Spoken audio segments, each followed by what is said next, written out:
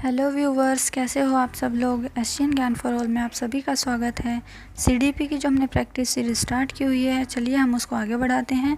ये आपके सभी एग्ज़ाम्स में बहुत ही इम्पोर्टेंट है, तो प्लीज़ इसे ध्यान से देखिएगा। हमारा पार्ट 4 है। चलिए देखते हैं अपने फर्स्ट क्वेश्चन को। निम्नलिखित में से कौन सा कारक अधिगम में बाधक होता है? अभिप्रेरणा, रुचि, अधिगमित निसहायता, बुद्धि। तो जो हमारे सीखने में अधिगम जो होता है हमारा, उसमें जो बाधक होता है वो होता है हमारा अधिगमित निसहायता। यानी हम जो सीखने के लिए जो हमें सहायता की ज़रूरत होती है वो जब हमें नहीं मिलती तो वो हमारे सीखने की प्रक्रिया में बाधा डालती है। चलिए अब बढ़ते हैं नेक्स्ट क्वेश्चन पे। नेक्स्ट क्वेश्चन है हमारा, निम्नलिखित में से कौन सा कारक स्मृति से संबंधित नहीं है? अनुभूति, पहचान, धारणा, पुनः स्मरण। तो जो हमारी स्मृति है यानी जो हमारी मेमोरी है, उसको हम कितना याद कर पाते हैं, कितना याद रख सकते हैं, इन सब को प्रभावित करते हैं जो हमारे डेली यूज़ के काम होते हैं वो सब। तो उनमें जो हमसे स्मृति से संबंधित नहीं है वो है हमारा अनुभूति। यानी किसी चीज़ की अनुभूति करना ये हमारी स्मृति से रिलेटेड नहीं है। बाकी हमारी स्मृति हमारी मेमोरी से रिलेटेड है। किसी भी चीज़ को पहचानना, किसी चीज़ को धारण करना, समझना, उसको दोबारा से याद करना, पुनः स्मरण करना। चलिए अब बढ़ते हैं नेक्स्ट क्वेश्चन पे। नेक्स्ट क्वेश्चन है, पावलोव ने सीखने के अनुबंधन प्रक्रिया सिद्धांत का प्रतिपादन डैश पर प्रयोग करके किया था। हमारे जो पावलोव महोदय थे उन्होंने अपनी सीखने की प्रक्रिया के लिए जिस पे प्रयोग किया था वो क्या था? खरगोश था, कुत्ते थे, चूहे थे, बिल्ली थे। तो जो पावलोव महोदय थे उन्होंने प्रयोग किया था कुत्ते पर।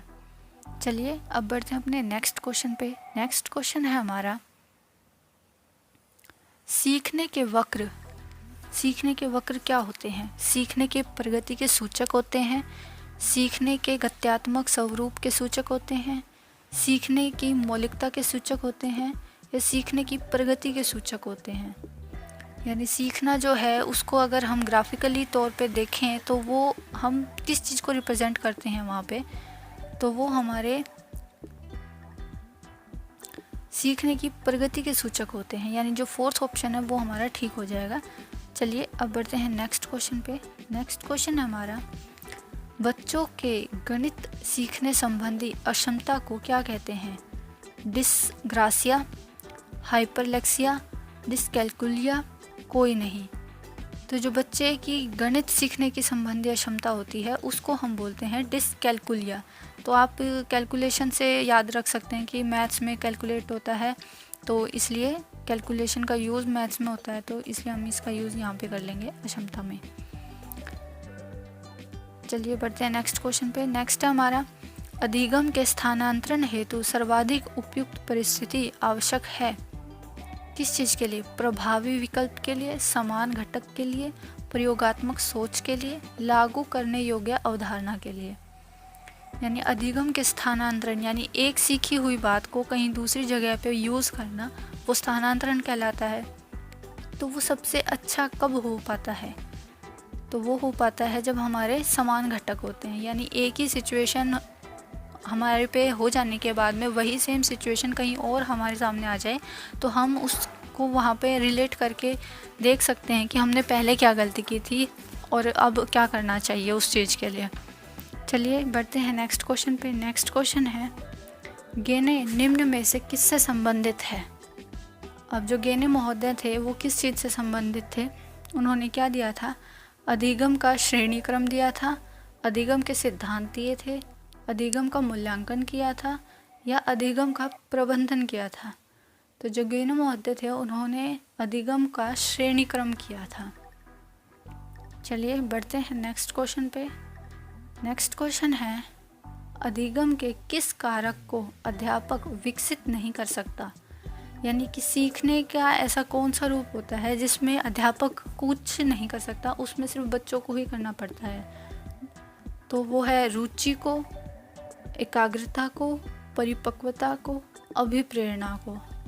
तो जो इसमें अध्यापक है वो नहीं करता है वो परिपक्वता, यानी बच्चे की मेंटली और फिज़िकली ग्रोथ में टीचर हेल्प नहीं कर पाता ज़्यादा, वो जितनी होनी होती है वो उतनी ही होती है। बाकी अध्यापक जो है वो रुचि डेवलप कर सकता है, एकाग्रता यानी कंसंट्रेशन कर सकता है किसी भी विषय के ऊपर बच्चे को, और अभिप्रेरित कर सकता है उसे किसी भी काम को करने के लिए, पर उसमें परिपक्वता लाने में अध्यापक हेल्प नहीं कर पाता है। चलिए बढ़ते हैं नेक्स्ट क्वेश्चन पे। नेक्स्ट क्वेश्चन है, बच्चे के संज्ञानात्मक विकास हेतु उत्तम स्थान है, यानी संज्ञानात्मक, संज्ञान का मतलब होता है ज्ञान से रिलेटेड, और ज्ञान का विकास कहाँ ज़्यादा होता है बच्चे का? खेल के मैदान में, सभागार में, या घर में, विद्यालय एवं शिक्षा का वातावरण, विद्यालय एवं कक्षा का वातावरण।